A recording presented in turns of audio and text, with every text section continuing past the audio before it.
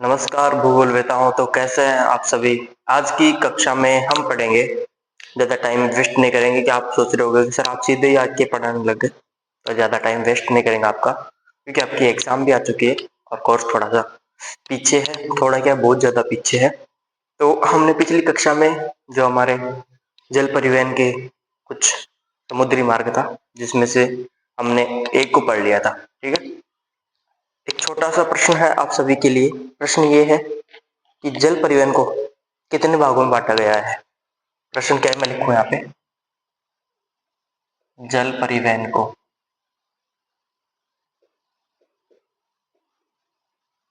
कितने भागों में विभक्त किया गया है। ठीक है, ये आपके लिए प्रश्न है।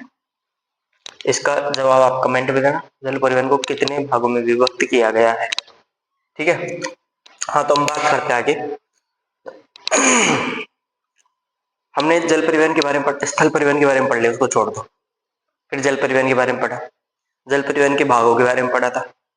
उसमें से जो पहला भाग है, जिसे हम कहते हैं समुद्री मार्ग, ठीक है, उसमें से हमने एक के बारे में पढ़ लिया था, दो के बारे में पढ़ा था, उत्तरी अटलांटिक महासागरीय समुद्री जो भाग था उसके बारे में, और हिंद महासागर भूमध्य सागरीय समुद्री मार्ग के बारे में पढ़ लिया था। आज की जो कक्षा है उसमें हम जो थर्ड नंबर का है, ठीक है, इस प्रश्न को बता देता हूँ। तीसरा जो उसका प्रकार है उसकी बात करते हैं, ठीक है, जिसका नाम है, पहले लिखता हूं मैं जल परिवहन, यहाँ पे है ना, जल परिवहन,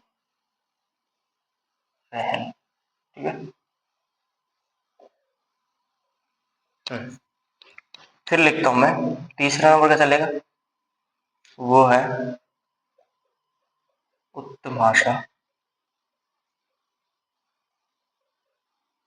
आंतरिक समुद्री मार्ग, ठीक है।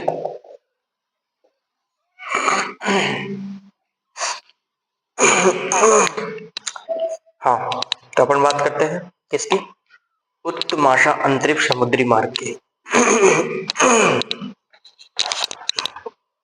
पहली चीज तो वही रहेगी लोकेशन की। सॉरी, गला खराब हो रहा है, सुबह सुबह टाइम है ना।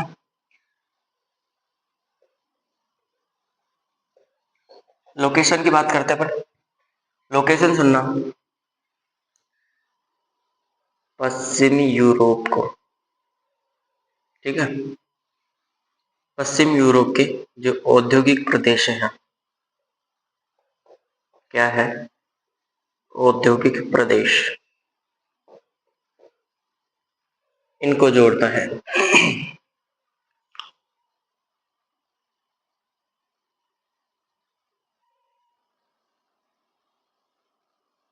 पश्चिम अफ्रीका, दक्षिण अफ्रीका,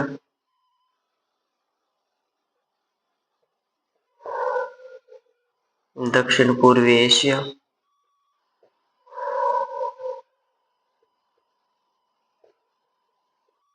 ऑस्ट्रेलिया और न्यूजीलैंड, ठीक है। ये उत्तमाशा अंतरिक्ष समुद्री मार्ग पश्चिम यूरोप के औद्योगिक प्रदेशों को पश्चिम अफ्रीका, दक्षिण अफ्रीका, दक्षिण पूर्वी एशिया, ऑस्ट्रेलिया और न्यूजीलैंड से जोड़ता है।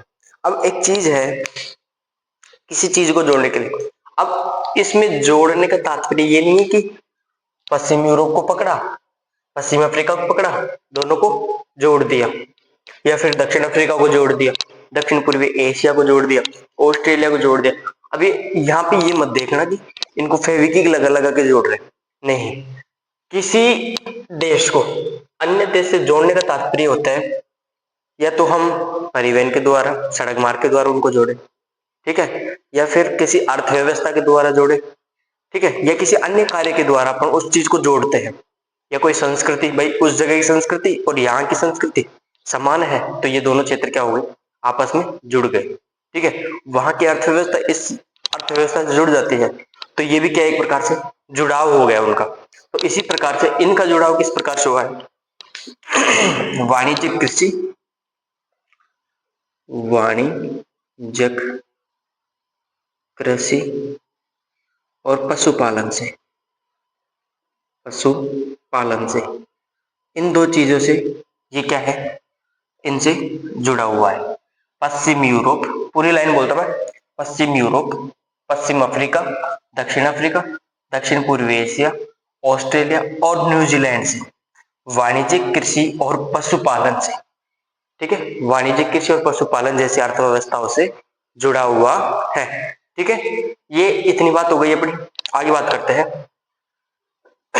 प्रारंभ में जो मार्ग था उत्तमाशा अंतरिक्ष समुद्री मार्ग किससे जुड़ा हुआ था, लिवरपूल को कोलंबो से जोड़ता था, कोलंबो से क्या करता था, जोड़ता था पहले। ये तो बात हो गई पहले की। ठीक है, एक बार इसको हटाता हूं फिर आपको दिखाता हूं कुछ। लिवरपूल को कोलंबो से क्या करता है, कनेक्ट करता है, जोड़ता है। जैसे इधर अपने ये अफ्रीका बनाता हूं मैं ना, यहाँ पे एक बार हल्का सा अफ्रीका ड्रॉ करते हैं।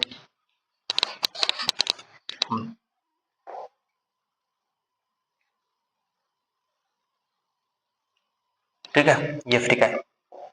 इधर अपना अटलांटिक महासागर है, यहाँ नीचे अफ्रीका में क्या है, दक्षिण अफ्रीका, यहाँ पे। ठीक, सुनना, अब ये मार्ग है उत्तमाशा अंतरिक्ष समुद्री मार्ग। अब ये अपन ने पढ़ा पश्चिम यूरोप को, अब यूरोप यहाँ पे है तो पश्चिम यूरोप को, जो ये वाला एरिया है पश्चिम यूरोप हो गया, इसको जोड़ता है किससे, अपन ने लिखा किससे, पश्चिम अफ्रीका, यानी कि पश्चिम अफ्रीका वाला ये भाग हो गया। फिर उसके बाद देखा दक्षिण अफ्रीका, दक्षिण अफ्रीका वाला ये भाग ये हो गया। अब यहां से ये मार्ग स्टार्ट होता है और यू घूमता हुआ दक्षिण अफ्रीका में एक जगह आती है उत्तमाशा, है ना, उत्तमाशा एक जगह है, उत्तमाशा अंतरिक्ष नाम से करके एक जगह है। कहाँ पे है ये, दक्षिण अफ्रीका में। लिखता हूं ये चीज में, दक्षिण अफ्रीका में, दक्षिण अफ्रीका में एक जगह है उत्तमाशा। ठीक, अब यहां से इसका स्टार्टिंग पॉइंट कौन सा है, तो लिवरपूल, कौन सा है, लिवरपूल। ये कहाँ स्थित है, ये स्थित है इंग्लैंड में, इतना ध्यान रखना, इंग्लैंड में स्थित है। अब लिवरपूल से पहले पश्चिमी यूरोप को जोड़ा किससे, पश्चिमी अफ्रीका से। ठीक, फिर आया दक्षिण अफ्रीका, आगे अपन ने पढ़ा दक्षिण पूर्वी एशिया, यहाँ पे अपना एशिया का क्षेत्र आ जाता है। ठीक है, उसको जोड़ता है दक्षिण पूर्वी एशिया। उसके बाद यहाँ ऑस्ट्रेलिया, ठीक, और यहाँ न्यूजीलैंड, इनको जोड़ता हुआ ये इस प्रकार से चलता है।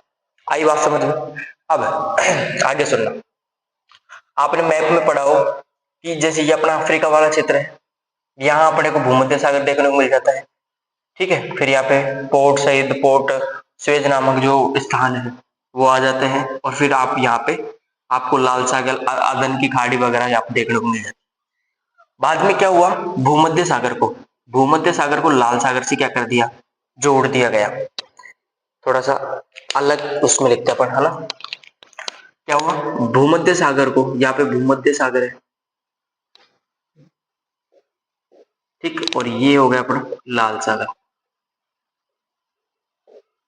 इनको जोड़ दिया गया। ठीक, अब पहले व्यापार होता था यहाँ से लिवरपूल से जाता हुआ, फिर इधर गया उत्तमाशा अंतरिक्ष पे, ठीक, यहाँ से होता हुआ दक्षिण पूर्वी एशिया, और जैसे ये अपना भारत है यहाँ पे एशिया के अंदर, तो जो ये श्रीलंका है, श्रीलंका में है जगह कोलंबो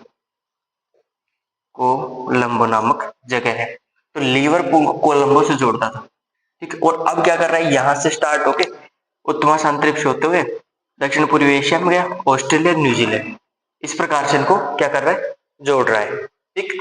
अब भूमध्य सागर को लाल सागर से जोड़ दिया गया, किससे जोड़ा गया था ये, तो सर ये जोड़ा गया था स्वेज नहर, स्वेज नहर। ठीक।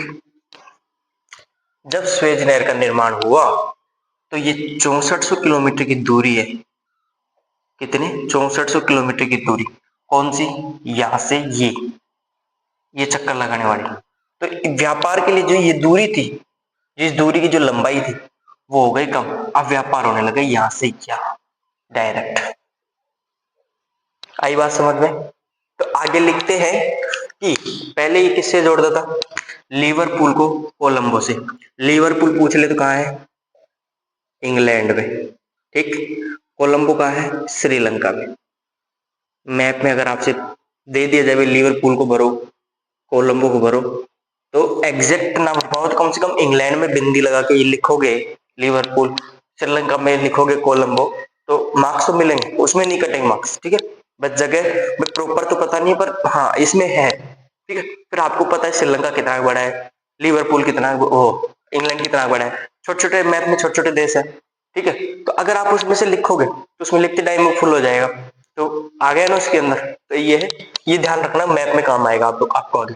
जैसे भूमध्य सागर, लाल सागर, स्वेज नहर, ये सारी चीजें भाई बुक में याद करो, उसके साथ साथ मैप का भी थोड़ा ध्यान रखते चलना।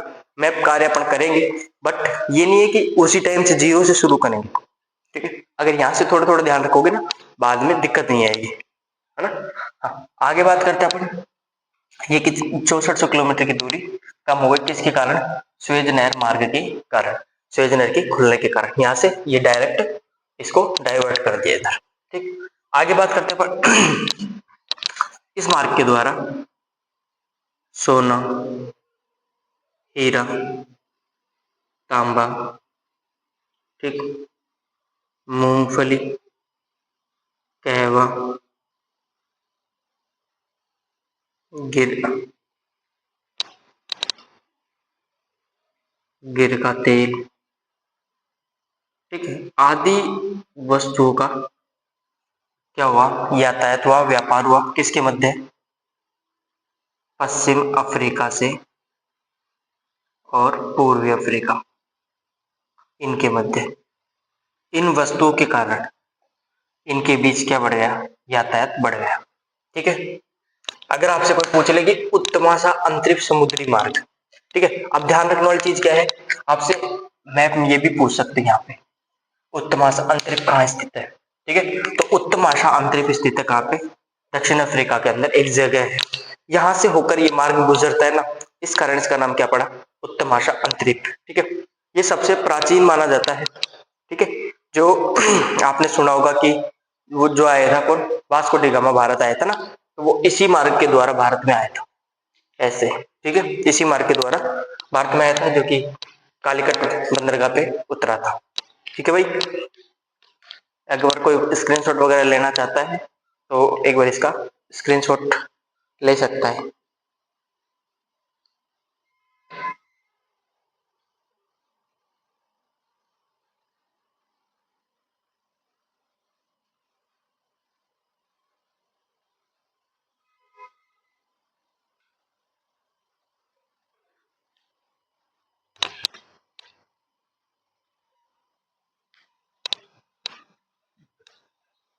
आगे बात करते हैं अपन एक फोर्थ नंबर का जो अपना वो है,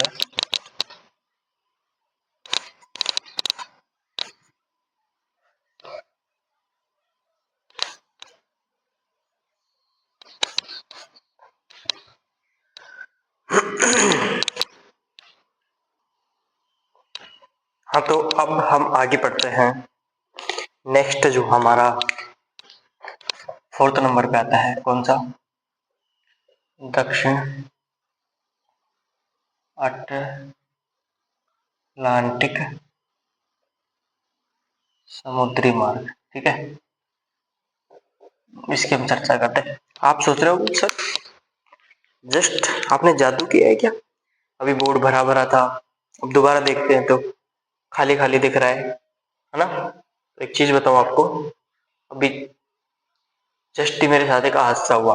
हादसा क्या हुआ, जो मेरे पास मार्कर है 3, ठीक है, एक है ब्लैक, एक है लाल रेड, और एक है नीला ब्लू। तो ये तो दोनों ठीक है, बट इसमें क्या हुआ, मैं मार्केट गया इंक लेने मार्कर की, तो दुकान वाले ने मुझे मार्कर की इंक ना देकर परमानेंट वाली इंक दे दी। अब वो मैं इसमें डाल के ले आया। अब जिससे इससे अपन ने जो भी काम किया, अब देखो और से यहाँ पे कुछ अभी भी है, बट कुछ मैंने उतार दिया। हाथ दर्द कर रहा है, बहुत टाइम लगा है इसको उतारने में, बट उतार दिया मैंने। तो ये हादसा हुआ, इसलिए बीच में क्लास को रोकना पड़ा। तो ये मत सोचना सर को जादू आता है, सर तांत्रिक वगैरह तो नहीं, ठीक है, तो वो बात नहीं। हाँ, तो अपन इसकी बात करते हैं दक्षिण अटलांटिक महासमुद्री मार्ग की, ठीक है। इसकी लोकेशन की बात करते हैं तो ये जोड़ता है किसको, पश्चिम यूरोपीय देशों को और पश्चिम अफ्रीका के देशों को। किससे जोड़ता है, दक्षिण अमेरिका के, दक्षिण अमेरिका के ब्राजील, ठीक है, अर्जेंटीना, अर्जेंटीना और उरुग्वे बोल दो या फिर यूरुग्वे बोल दो, ठीक है, यूरुग्वे, वैसा बोल दो दोनों, इनसे क्या करते हैं, इनको जोड़ता है, ठीक है। ये तो हुई इसकी लोकेशन, ठीक है। आगे बात करते हैं जो दक्षिण अटलांटिक समुद्री मार्ग है, इस पर क्या है, यातायात, यातायात क्या है, कम है, इसकी तुलना में उत्तरी अटलांटिक समुद्री मार्ग की तुलना में, ठीक है, उसकी तुलना में यातायात कम है। अब कम क्यों है, इसके 2 कारण हैं। यातायात कम के मैं लिखता हूं यहाँ पे कारण, कारक नहीं कारण, ठीक है, कारण। कारण कितने हैं, 2। पहला कारण क्या है, सुनना, दक्षिण अमेरिका व हाँ अफ्रीका की, दक्षिण अमेरिका व अफ्रीका की, अफ्रीका का, ठीक है, का सीमित विकास, सीमित विकास। पहला कारण तो ये है कि इनका विकास ढंग से नहीं हो पाया, इस कारण यहाँ पे यातायात भी क्या है, कम है। दूसरा कारण लिखूं मैं तो कम जनसंख्या, क्या, कम जनसंख्या। 2 कारण हो गए इसके मुख्य, यातायात कम क्यों है यहाँ पे, ठीक है। और इसकी तुलना में बहुत कम नहीं है, बहुत कम है। उत्तरी अटलांटिक को अपन क्या कहते हैं, विश्व का सबसे व्यस्ततम समुद्री जलमार्ग, ठीक है, उसकी तुलना में इसकी यातायात क्या है, कम है बहुत, ठीक है। अब आगे बात करते हैं छोटी सी। अब आपने कहा कि दक्षिण अमेरिका और अफ्रीका की, अफ्रीका क्या है, सीमित विकास है, यानी कि यहाँ के जो देश है, क्षेत्र है, वो क्या है, विकसित नहीं है। मगर मगर क्या, ब्राजील, ठीक, ब्राजील, प्लाटा, ज्वारनदमुख और अफ्रीका के कुछ देशों का एवं अफ्रीका के कुछ देशों का क्या हुआ है, कुछ देशों का औद्योगिकरण हुआ है, औद्योगिकरण हुआ है, ठीक है भाई। जितने भी क्षेत्र है इसमें और भी देश शामिल है, सबका तो नहीं कह सकते, बट ब्राजील हुआ, प्लाटा ज्वारनदमुख हुआ, अफ्रीका के कुछ देश है, उनका औद्योगिकरण हुआ है, ठीक है, सभी का नहीं हुआ है। इस कारण यहाँ पे क्या है, सीमित विकास हुआ है और जनसंख्या कम है, ठीक। आगे बात करते हैं अपन आगे क्या बात करते हैं, ये तो बात हो गई किसकी, समुद्री मार्ग की। एक चीज इंटरेस्टिंग बताता हूँ आपको, इंटरेस्टिंग चीज क्या, इस पे अगर आप मार्ग यातायात देखोगे ना, मार्ग यातायात, मार्ग यातायात से तात्पर्य अगर आप सड़क परिवहन में भी देखोगे ना, सड़क परिवहन में भी देखोगे, किसको किसको देखना है, अमेरिका, दक्षिण अमेरिका और अफ्रीका को देखोगे ना, तो सड़क यातायात भी क्या है, कम है। क्यों कम है, कम का रीजन क्या है, जो संसाधन दक्षिण अमेरिका में मिलते हैं, ठीक उसी प्रकार से उससे मिलते जुलते सेम वही चीजें अपने को अफ्रीका में भी देखने को मिल जाती है। ठीक है, संसाधन दोनों क्या है, समान है।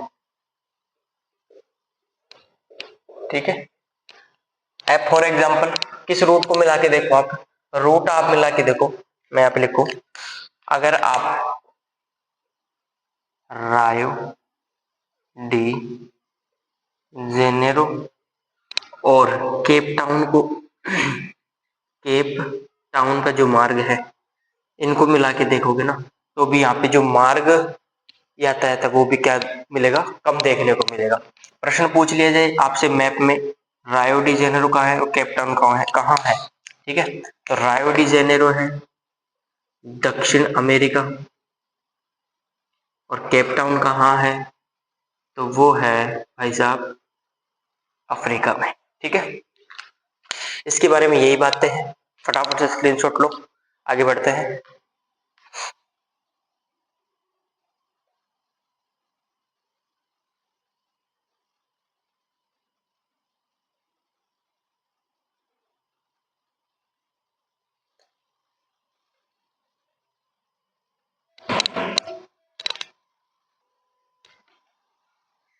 अगला आता है अपना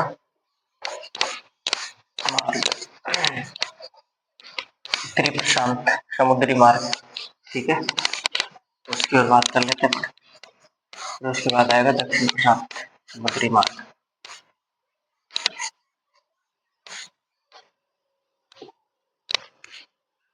कौन सा है, उत्तरी प्रशांत समुद्री मार्ग। ठीक है, हाँ इसके बारे में देखते पड़, जो उत्तरी प्रशांत समुद्री मार्ग है, इस पे क्या होता है कि विस्तृत अलग अलग मार्ग आके मिलते हैं एक स्थान पे। जैसे जो ये व्यापार होता है अलग अलग मार्गों के द्वारा, जैसे इधर से कोई मार्ग आ गया, इधर से कोई आ गया, इधर से कोई आ गया, इधर से कोई आ रहा है, इधर से कोई आ रहा है, इस प्रकार से मार्ग फैला हुआ है और एक स्थान पे आते हैं और वहां पे आके मिल जाते हैं।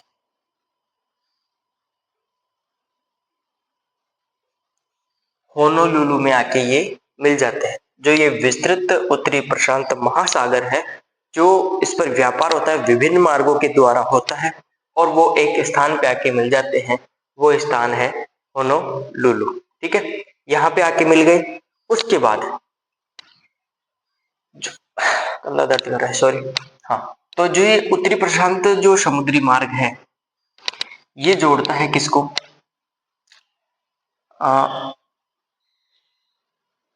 वैंकूवर को याकोहामा से, वैंकूवर को याकोहामा से जोड़ता है।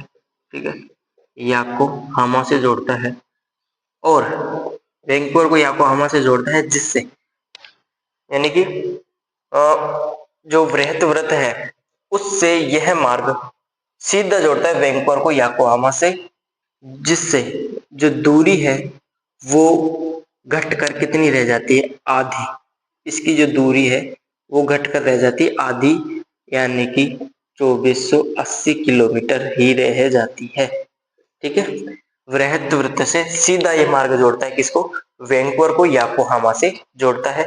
याकोहामा क्या है, जो अपना एशिया के जो पतन है उनमें एक है याकोहामा। ठीक है, वैंकूवर को सीधा उससे जोड़ता है, यानी कि वैंकूवर दक्षिणी अमेरिका के जो पतन है उनको जोड़ता है एशिया के पतनों से, डायरेक्ट जोड़ रहा है, जिससे ये दूरी कम हो जाती है, कितनी, 2480 किलोमीटर, अर्थात अपन कह सकते हैं कि आधी ही रह जाती है।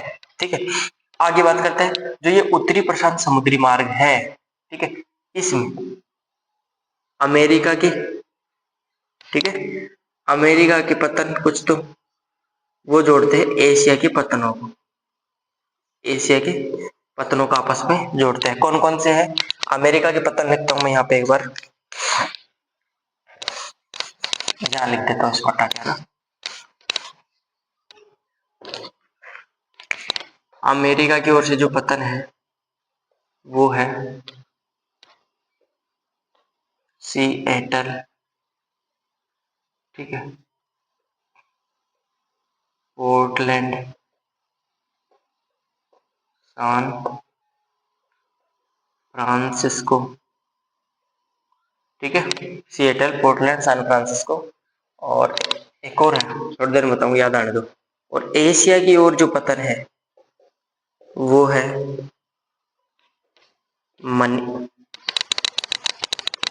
मनीला, ठीक, सिंगापुर, याकोहामा, कोबे, कोबे, ठीक, कोबे के बाद आता है संघाई और आता है हांगकांग, हांगकांग, ठीक है। ये क्या है? एशिया के पतन, एशिया की ओर के पतन है, ठीक है। और ये है दक्षिण अमेरिका के पश्चिम तट पर स्थित, पश्चिम तट पर स्थित पतन, ये भी ध्यान रखना, स्थित पतन, ठीक है, पश्चिम तट पर स्थित पतन है सिएटल, पोर्टलैंड, सैन फ्रांसिस्को, और एक अंतिम है आपके इसमें वैंकूवर, ठीक है, वैंकूवर, जो कि अभी अपन ने बात की थी। एक यहाँ पे और लिखो, वैंकूवर, ठीक है, Vancouver, Seattle, Portland, San Francisco, ठीक है। तो आप समझ में आई ये लाइन कि वृहत वृत्त पर, वृहत वृत्त पर ये मार्ग जोड़ता है वैंकूवर को याकोहामा से। वैंकूवर उत्तरी अमेरिका के, दक्षिण अमेरिका के, सॉरी उत्तरी अमेरिका, दक्षिणी अमेरिका के पश्चिम तट पर जो स्थित पतन वैंकूवर को एशिया के पतन याकोहामा से सीधा जोड़ता है, डायरेक्टली इनको कनेक्ट करता है, ठीक है। बस यही है इसमें, तो और तो कोई खास चीज है नहीं। अगर इसको देखना चाहो तो आप देख सकते हो, एक बार स्क्रीनशॉट ले लो। आगे अपन बात करते हैं, लास्ट हमारा जो समुद्री मार्ग है, ठीक है, अंतिम, उसके बाद हम आंतरिक जल मार्ग है उनकी बात करेंगे, ठीक है। वो भी शायद आपके 5 या 6 दे रखे हैं, तो उनकी भी अपन चर्चा कर लेंगे, ठीक है। अंतिम है, लिखता हूं यहाँ पे, ठीक है, यहाँ पे मैंने लिखा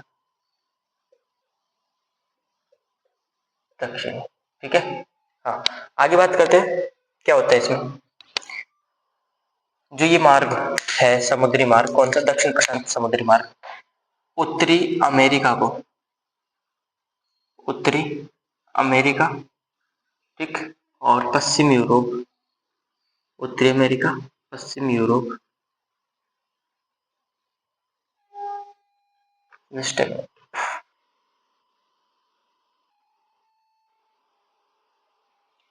हाँ, उत्तरी अमेरिका पश्चिम यूरोप को जोड़ता है किससे? ऑस्ट्रेलिया, ठीक, ऑस्ट्रेलिया, न्यूजीलैंड होते हुए, ठीक है, ऑस्ट्रेलिया, न्यूजीलैंड, पनामा नहर, पनामा नहर होते हुए प्रशांत महासागर के, प्रशांत महासागर के प्रकीर्णित, प्रशांत महासागर में प्रकीर्णित, यानी कि जो प्रशांत महासागर है ना, उसके अंदर कोई छोटे मोटे जो द्वीप होते हैं, छोटे छोटे द्वीप, उनको जोड़ता है ये मार्ग, ठीक है। प्रशांत महासागर के प्रकीर्णित द्वीपों को जोड़ता है, ठीक है। उत्तरी अमेरिका, पश्चिम यूरोप को ऑस्ट्रेलिया, न्यूजीलैंड, पनामा नहर, प्रशांत महासागर के प्रकीर्णित द्वीपों से क्या करता है? ये मिलाता है, ठीक है। कौन सा मार्ग मिलाता है? दक्षिण प्रशांत समुद्री मार्ग, ठीक है। इतनी बात आ गई समझ में। आगे अपन बात करें, आगे अपन बात करते हैं जो पनामा नहर है, पनामा नहर, पता है कहाँ है पनामा नहर? जो अपना उत्तरी अमेरिका है, नीचे दक्षिण अमेरिका है, ठीक है। तो इनको यहाँ पे पनामा नहर स्थित है। तो आगे बात करते हैं पनामा नहर और सिडनी के बीच की दूरी। सिडनी के बीच की दूरी यानी कि पनामा नहर यहाँ पे, ऑस्ट्रेलिया यहाँ पे। ऑस्ट्रेलिया में जो पश्चिमी बिंदु है वो तो है पर्थ, और जो पूर्वी बिंदु है वो है सिडनी। जैसे ये अपना ऐसे ऑस्ट्रेलिया, जैसे मैंने ये ऑस्ट्रेलिया बना दी हूँ, ठीक है। यहाँ पे जो ये इधर स्थित है पर्थ, और इधर स्थित है सिडनी। क्या स्थित है? सिडनी। तो पनामा नहर, यहाँ से पनामा नहर और सिडनी के मध्य की दूरी यानी कि यहाँ से स्थित और यह इसके अंदर से यहाँ तक की दूरी कितनी है? 12,000 किलोमीटर, ठीक है। कितनी है? 12,000 किलोमीटर, जो कि ये मार्ग इनको जोड़ता है। जैसे उत्तरी अमेरिका, पश्चिमी यूरोप को ऑस्ट्रेलिया, न्यूजीलैंड, पनामा नहर और प्रशांत महासागर के यू जोड़ता हुआ लाता है, ठीक है, ये मार्ग। और इनका जो महत्वपूर्ण पतन इनके बीच में जो पड़ता है, महत्वपूर्ण पतन, उस पतन का नाम है होनोलुलु, ठीक है। बस ये इसमें बात है कि उत्तरी अमेरिका, पश्चिमी यूरोप को ऑस्ट्रेलिया, न्यूजीलैंड, पनामा नहर और प्रशांत महासागर के प्रकीर्णित द्वीपों से जोड़ता है, ठीक है। और पनामा और सिडनी के बीच की दूरी 12,000 किलोमीटर है। और इन सब के बीच जो महत्वपूर्ण पतन आता है वो आता है अपने होनोलुलु, ठीक है। बस ये इसके बारे में जानकारी है, और फटाफट से इसका स्क्रीनशॉट लो और फिर अपन आगे और थोड़ी सी चर्चा और करते हैं।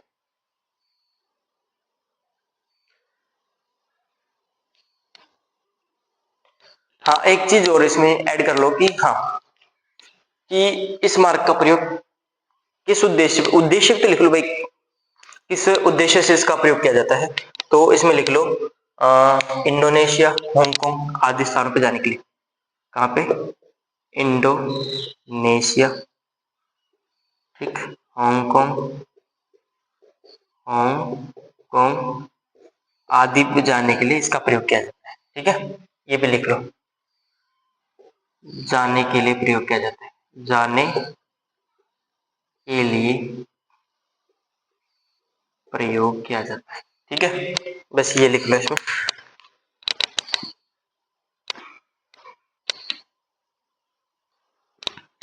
एक छोटा सा टॉपिक और कवर करते हैं अपन, ठीक है। ये आपका समुद्री जो जलमार्ग वाला टॉपिक है वो हो गया कंप्लीट। अब अपन आगे पढ़ेंगे आंतरिक जो जलमार्ग है उनके बारे में, ठीक है।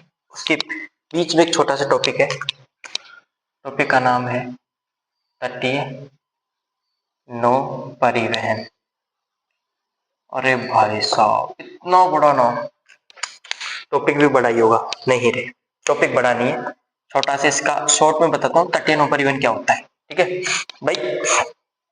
एक चीज सुनना भाई, अपन ने पढ़ा, स्थल परिवहन को पढ़ा और जल परिवहन को पढ़ा। अगर आपने अच्छे से पढ़ा है तो एक चीज तो अपने दिमाग में ये क्लियर हो गई होगी, ये बात फिट हो गई होगी कि हाँ, जो जल है ना वो परिवहन का वास्तव में ही सस्ता साधन है। अगर किसी देश की तटरेखा लंबी है ना, तो समुद्र के द्वारा, जो समुद्री जो मार्ग है उसके द्वारा उसमें व्यापार सुगम है। ये चीज तो अपन ने समझ ली, ठीक है। आगे बात करते हैं तटीय नौ परिवहन की। तटीय नौ परिवहन का मतलब क्या होता है? समुद्र के पास